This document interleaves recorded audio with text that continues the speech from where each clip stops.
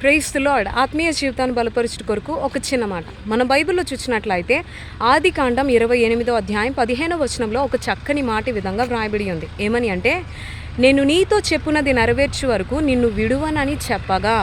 In Jesus name amen. ఈ మాట దేవుడు మరొక్కసారి నీకే జ్ఞాపకం చేయాలనుకుంటున్నాడు.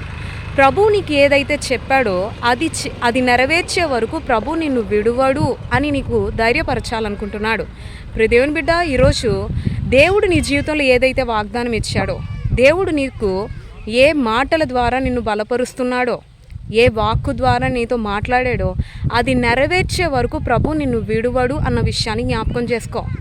ఈరోజు నువ్వు ఎదుర్కొంటున్న పరిస్థితులను బట్టి దేవుడు నన్ను విడిచిపెట్టేశాడు, దేవుడు నన్ను మర్చిపోయాడు, దేవుడు నన్ను త్రోసివేశాడు, దేవుడు నన్ను ప్రేమించట్లేదు అని అనుకుంటున్నావా? ఈ యొక్క పరిస్థితుల్లో నేను ఒక్కరిని ఒంటరిని అయిపోయాను, నాకెవ్వరూ సహాయం లేరు, నాకెవ్వరూ తోడు లేరు అని అనుకుంటున్నావా? లేదు. ఈ మాట యాకోబుకు దేవుడు సెలవిస్తున్నాడు.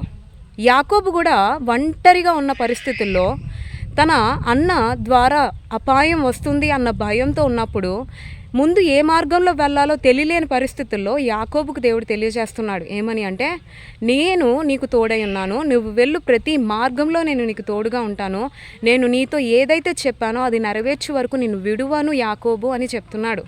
యాకోబుని దేవుడు విడిచిపెట్టాడా? విడిచిపెట్టలేదు. యాకోబుకి దేవుడు తోడుగా ఉన్నాడు. యాకోబు వెళ్ళు ప్రతి మార్గంలో దేవుడు తనకు తోడుగా ఉండి నడిపించిన దేవుడుగా, కాపాడిన దేవుడుగా ఉన్నాడు. యాకోబును ఒంటరిగా ఉన్న యాకోబుని కాస్త మంచి కుటుంబం, భార్య బిడ్డలతో గొప్ప కుటుంబంగా, గొప్ప పశువులు సంపదగా ఉండేటట్లు దేవుడు హెచ్చించాడు.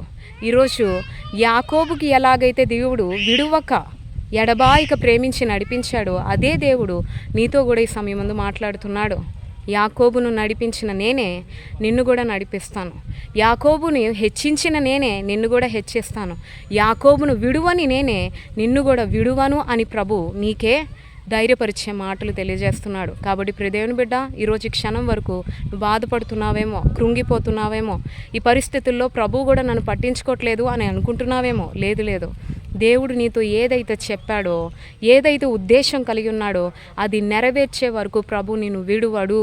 ఈ విషయాన్ని బాగా జ్ఞాపకం చేసుకొని ప్రభు పట్ల విశ్వాసం కలిగి దేవునిలో ముందు కొనసాగిపోవడానికి ప్రయత్నించు. అటువంటి గొప్ప కృప ప్రభు నీకు ఎల్లప్పుడూ దయచేయునుగాక. ఆమెన్.